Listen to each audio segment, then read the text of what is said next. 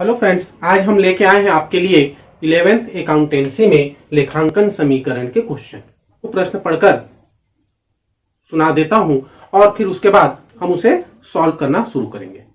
Royal traders के निम्नलिखित लेन देनों के प्रभावों को दर्शाइए। नगद धन राशि से व्यवसाय प्रारंभ किया 1,20,000 रुपए, नगद माल खरीदा 10,000 रुपए, प्राप्त किराया 5,000 रुपए, बकाया वेतन 2,000, पूर्वदत्त बीमा 1,000, ब्याज प्राप्त 700, माल का नगद विक्रय लागत 5,000, विक्रय मूल्य 7,000 रुपए, आग से माल नष्ट हुआ 500। यह हमारा क्वेश्चन है। सबसे पहले आपको क्या करना है, पूरे प्रश्न को देखते हुए प्रश्न से जितनी संपत्तियां और दायित्व प्रभावित हुए हैं उन्हें आपको लिख लेना है। जैसे पहला, रोकड़ से व्यापार प्रारंभ किया तो पहली संपत्ति रोकड़ के रूप में प्रभावित हुई, रोकड़। इस साइड आ जाएगा पूंजी। फिर सेकेंड ट्रांजैक्शन है नगद माल खरीदा, तो नगद माल खरीदेंगे, रोकड़ और माल, दूसरी संपत्ति हो गई हमारी, है ना। तीसरा ट्रांजैक्शन है प्राप्त किराया, किराया मिलेगा तो रोकड़ में और पूंजी में दोनों में ऐड होगा। नेक्स्ट है बकाया वेतन। बकाया वेतन अर्थात वेतन की राशि देना शेष है। अदत्त वेतन, अदत्त व्यय उस व्यय को कहते हैं जिसके लिए हमने सेवाएं प्राप्त कर ली हैं पर अभी उसका हमने पेमेंट नहीं किया है। इस साल का व्यय है पर उसका पेमेंट अगले साल होगा, अगले वित्तीय वर्ष में होगा, इसलिए इस साल के लिए वो राशि अदत्त है। अदत्त है तो वो क्या है, हमारा दायित्व, क्योंकि उससे हमें पेड करना होगा, आने वाले समय में चुकाना पड़ेगा, तो वो हमारा दायित्व है। तो दायित्व की ओर अदत्त व्यय लिखा जाएगा और वो व्यय इसी वर्ष का है, इसलिए पूंजी से माइनस होगा। नेक्स्ट है पूर्वदत्त बीमा। बीमे की जो राशि है वो हमने एडवांस में पेड की है। बीमा कभी भी प्रीपेड ही होता है। अगर हम आज अपना बीमा करा रहे हैं या अपने व्यापार का बीमा करा रहे हैं तो वो आने वाले समय के लिए होता है। बीमा भविष्य की जोखिम को कम करने के लिए या जोखिम से बचने के लिए कराया जाता है। तो जब बीमा कराया जाता है तो हम फ्यूचर को ध्यान में रखते हुए करते हैं। बीमा प्रीमियम की जो राशि होती है उसका हम एडवांस पेमेंट करते हैं। तो एडवांस पेमेंट हुआ तो रोकड़ में आएगा, रोकड़ में माइनस होगा। और दूसरा, चूंकि वो पूर्वदत्त है, प्रीपेड है, इसलिए वो हमारी संपत्ति है, तो संपत्ति की ओर लिखेंगे पूर्वदत्त व्यय। नेक्स्ट ट्रांजैक्शन है ब्याज प्राप्त। इंटरेस्ट जो है वो हमें मिला, इंटरेस्ट मिला तो रोकड़ में वृद्धि होती है, और इनकम है, मिला है तो पूंजी में उसे प्लस करें। नेक्स्ट ट्रांजैक्शन है माल का नगद विक्रय। माल का नगद विक्रय, तो उससे क्या होगा, रोकड़ मिलेगी, माल में कमी आएगी, और चूंकि यहां पर लागत दिया हुआ है, कॉस्ट प्राइस दिया हुआ है 5,000 रुपए, उसे बेचा है 7,000 रुपए में, 2,000 रुपए का जो डिफरेंस है वो क्या है, प्रॉफिट है। प्रॉफिट से पूंजी में वृद्धि होती है। लास्ट पॉइंट है हमारा आग से माल नष्ट हो गया। तो आग से माल नष्ट हुआ तो माल में कमी आएगी, और हानि हुई तो पूंजी माइनस करेंगे। ठीक है। अब हमने इस तरह से इतनी संपत्ति और दायित्व इस लेन देन से प्रभावित हुए, ये हमने यहां पर लिख लिया। अब इसके आगे हम एक एक ट्रांजैक्शन का यहां पर आपको स्पष्टीकरण देते हुए समीकरण बताएंगे। पहला हमारा जो ट्रांजैक्शन हुआ था, पहला था नगद से व्यापार प्रारंभ।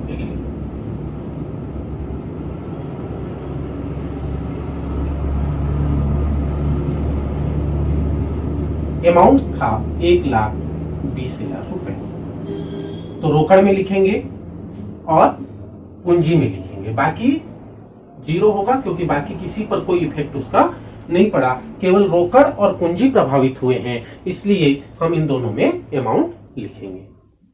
फिर नेक्स्ट माल नगद खरीदा। 10,000 रुपए का माल नगद खरीदा। जब नगद खरीदेंगे तो जो कैश है, रोकड़ है, वो 10,000 रुपए से कम हो जाएगा क्योंकि पेड करना पड़ेगा पैसा, और माल में 10,000 रुपए की वृद्धि हो जाएगी। फिर पूर्वोदत अभी कुछ नहीं है तो जीरो रहेगा, इधर भी जीरो और ये भी जीरो, दोनों पर कोई प्रभाव नहीं पड़ा। अब हम यहां पर अपना नया समीकरण लिखेंगे। नया समीकरण आया, 1,20,000 रुपए में से 10,000 रुपए कम हो गए तो बचे 1,10,000 रुपए, प्लस हमारी जो वस्तु है माल वो 10,000 रुपए से बढ़ गया। तो इस साइड 1,20,000 और इस साइड पूंजी के 1,20,000 रुपए। दोनों साइड लेखांकन समीकरण में हर लेन देन के बाद इक्वल अमाउंट होता है। तीसरा है प्राप्त किराया।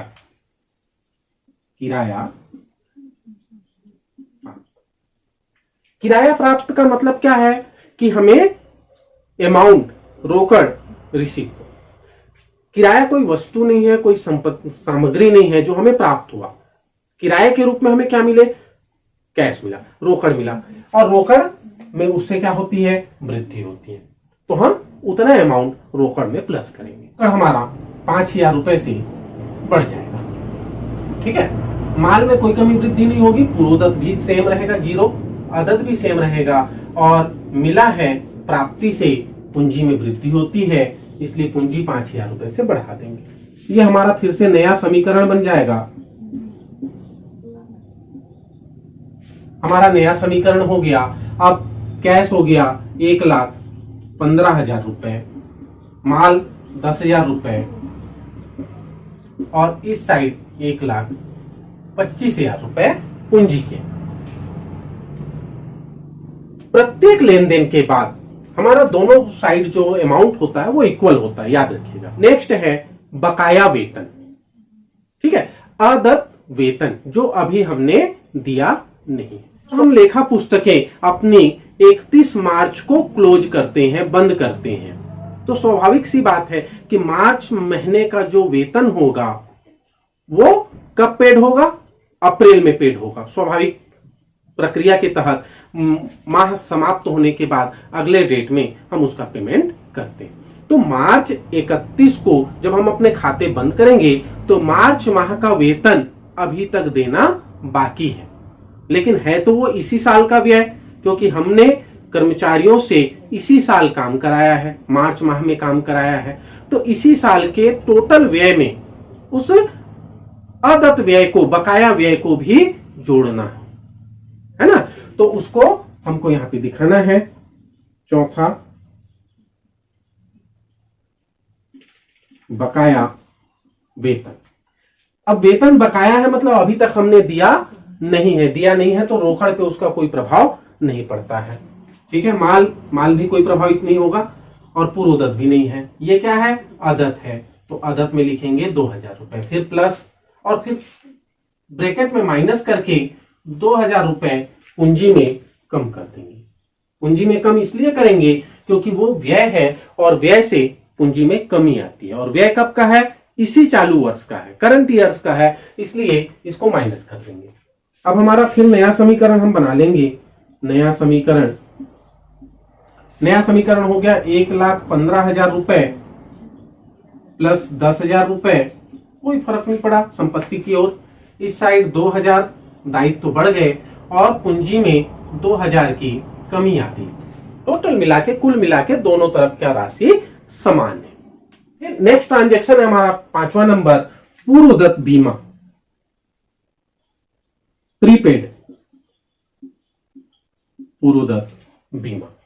बीमे की राशि हमने एडवांस में पेमेंट की है, तो रोकड़ कम होगा, 1,000 रुपए रोकड़ में कमी आई, प्लस इधर जीरो, और यह पूर्वदत्त है।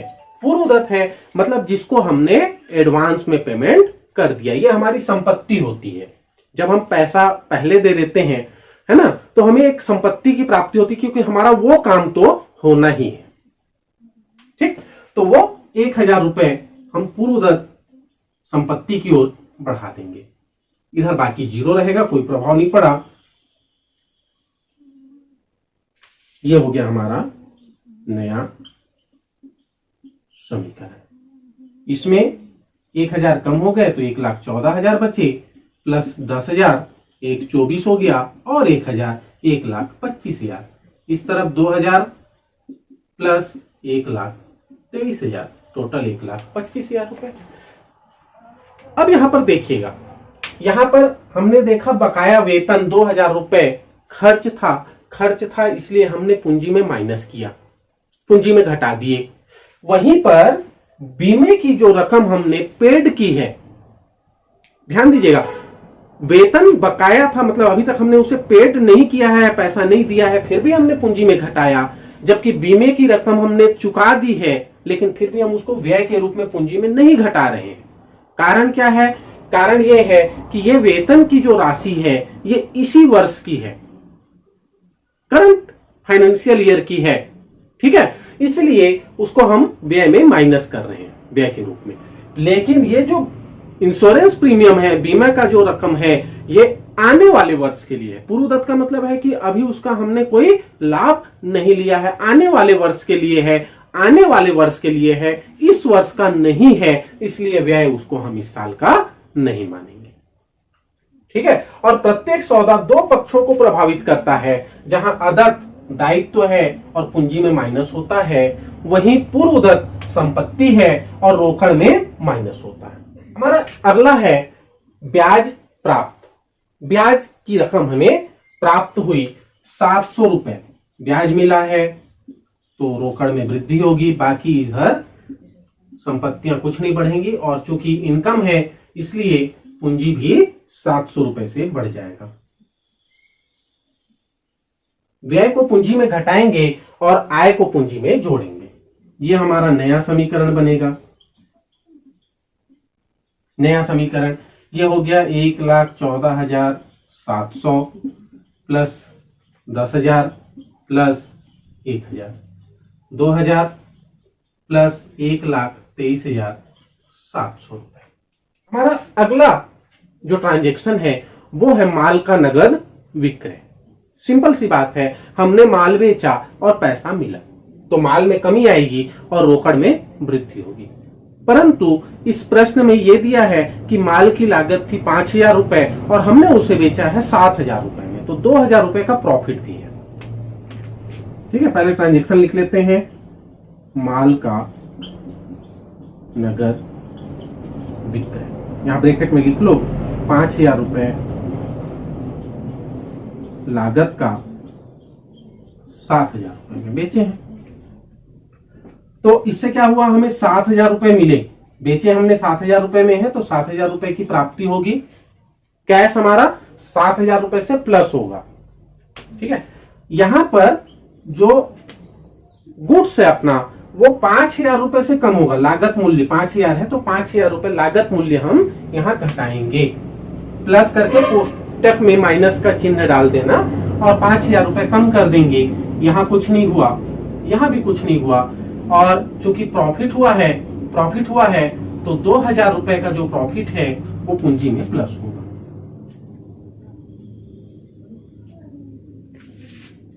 यह हमारा नया समीकरण बनेगा।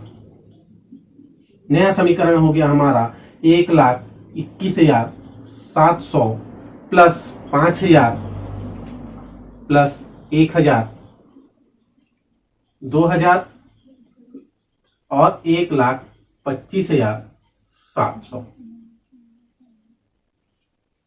अंतिम लास्ट ट्रांजैक्शन है हमारा। लास्ट ट्रांजैक्शन है माल अग्नि से जलकर नष्ट हो गया। अब माल नष्ट हुआ है तो पैसे की उसमें कमी नहीं होगी, हानि है, देखिए लॉस है, हमारा वस्तु जल गया, ठीक है, जिसका हम व्यापार करते हैं वो वस्तु हमारी जल गई, लॉस तो है, पर यहां कैश में कोई कमी वृद्धि नहीं हुई, पैसा नहीं जला, वस्तु जली है। तो वस्तु में जो माल है हमारा उसमें 500 रुपए के जल गए तो 500 रुपए कम हो जाएंगे। पूर्वदत्त और अदत्त पे कोई प्रभाव नहीं पड़ेगा, और चूंकि हानि है, हानि से पूंजी में कमी आती है, इसलिए 500 रुपए पूंजी में और घटा देंगे। ये हमारा फिर लास्ट पॉइंट नया समीकरण बना लेंगे।